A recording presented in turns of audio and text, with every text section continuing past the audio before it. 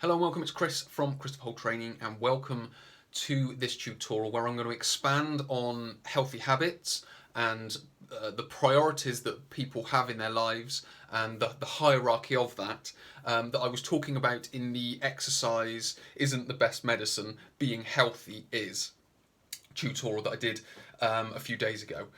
So when it comes to that tutorial, what I was talking about was, which kind of came off the back of what the fitness industry was now promoting, and it's not just now with the situation that we're in. Exercise gets put at the forefront of being healthy, and where there is value in that, because it is a nice, easy starting block for people to begin doing. It's one part of a bigger complex wheel, if you want to call it that. It's just one part of that sort of what being healthy is. We've got to think about how we think, how we eat, and how we move, which would then include exercise. And in the last tutorial, I was talking about how being healthy is the answer to being healthy, if that makes sense. And just doing a little bit of exercise isn't the answer.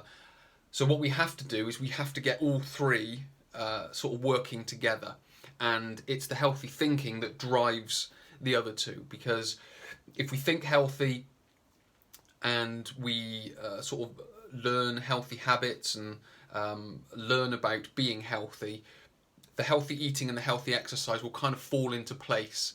And what we need to be able to do is get health higher on these priorities that we have within our mind, if that's what you want to do. Some people don't want to be healthy, that's absolutely fine. But when it comes to raising it up higher on the priorities, and the reason I'm sort of talking about these priorities is because the other two will just fall into place. So many people in January work very, very hard to try and get some exercise or try and eat healthier, and then you go back into old habits. That's simply because it wasn't a high enough priority to maintain doing it. It was a short-term high priority, but then in the long term, it just kept dropping down, and other things that you were doing fell above that, and you were then doing that. Now, if you want to sort of find out more about what I'm talking about, and it's not just me sort of, making up an idea that we've got these priorities in our heads. One, you've got the everyday sort of saying of actions speak louder than words.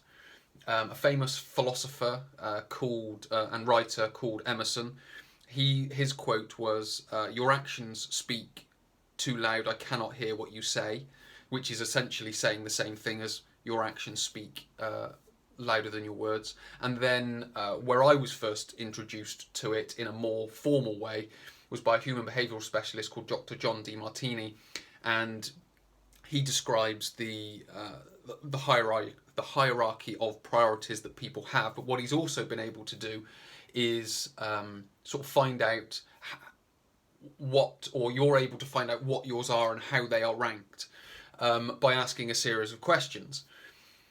And one of the questions is, how do you spend your time? So you spend your time doing the highest priority things. You might say other things are a higher priority, but if you itemize out how you spend your time, that is your true priority because you're doing it, if that makes sense.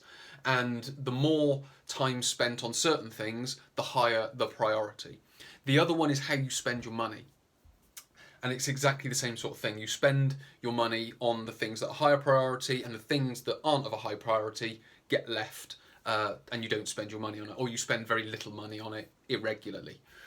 Now, the reason I'm introducing that is because there is a article that's come out in the Evening Standard, which was this morning, and it was talking about the UK's spending habits over this sort of isolation lockdown period. And what it says here is there are increased spending on 4 key at-home sectors.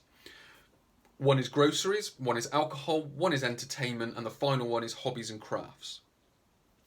Now, if we're talking about being healthy, what we are looking at is groceries, alcohol, and then I suppose you can segment off hobbies as well, depending on, and they have talked about this in the fact that fitness equipment has increased, or the sales of it have increased. But the groceries, the entertainment, and the hobbies and crafts, again, they're very general, terms, if you will. So it could a lot of stuff could fall underneath that. But one that's a little bit more specific is the alcohol, in the fact that alcohol has increased.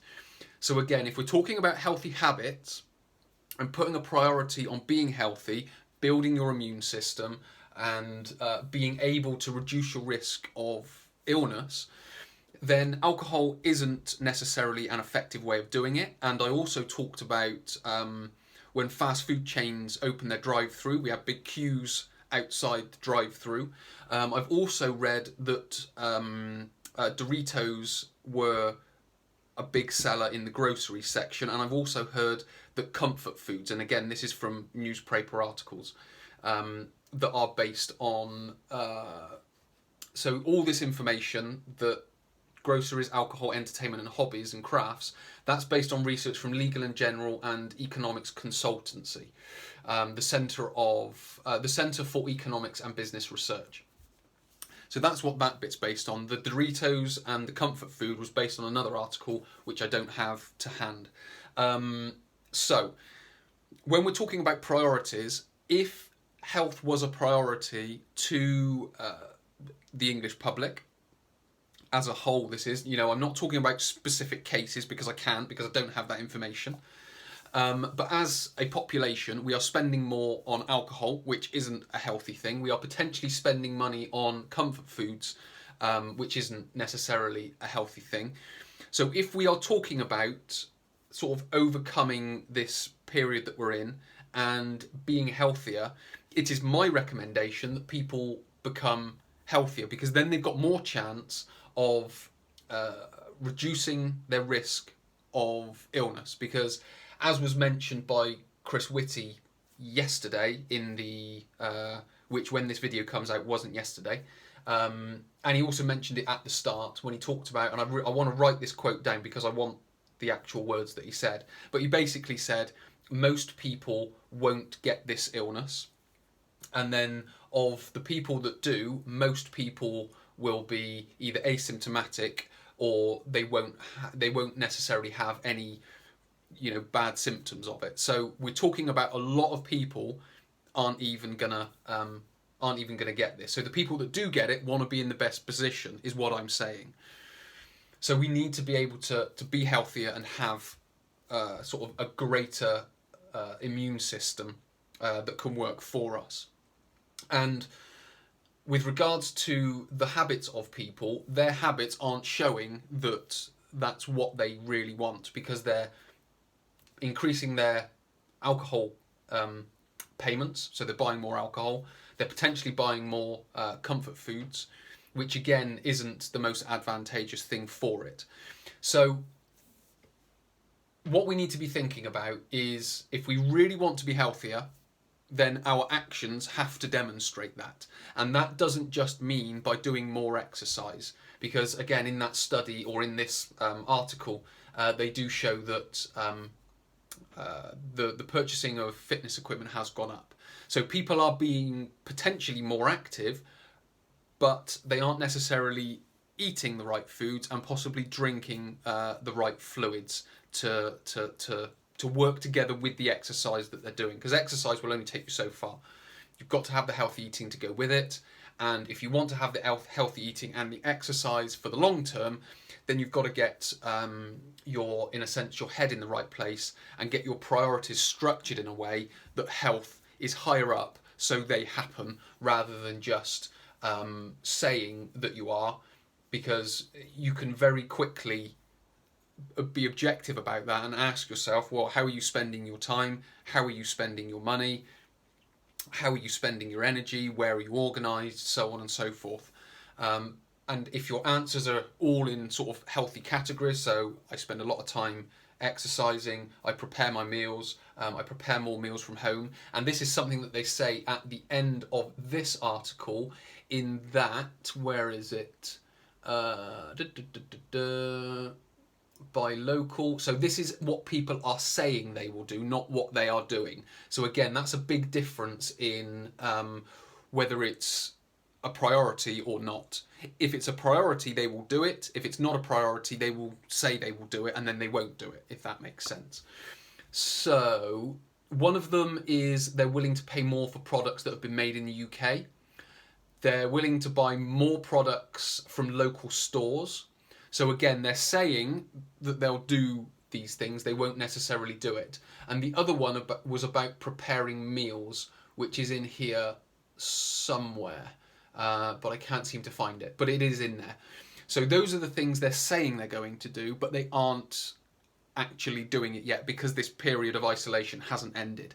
And that will only come to the fore when it ends. And then if they do buy local and they do keep preparing meals at home that they say they will, then that's another sort of step in the right direction towards being healthier. And you can start to then see the UK's population priorities are starting to change. So hopefully that's given you a little bit of insight into being more healthy, in so much as if you can get the priorities right and if you could get them into here and acting on them, then the eating and the exercise will fall into place. So there won't be this whole I started and then I stopped. It will be I started and I continued to do healthy eating, healthy exercise, healthy movement, so on and so forth. Because when you have when it's in here, when this is in a sense healthy, or you have the healthy priorities or actions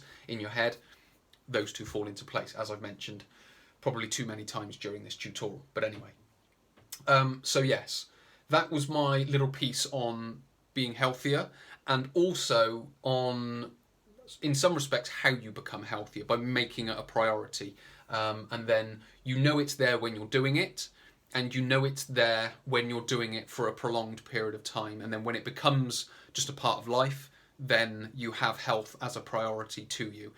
If it starts and stops, then it's not really a priority to you. Whatever you are doing instead is a higher priority than being healthy. And again, that's not I'm not saying you're a good or bad person. It's just they're the priorities that you hold. And if you say you want to hold other ones, then you have a way of doing that. So many thanks for watching. My name is Chris from Chris for Whole Training. I will speak to you in another tutorial.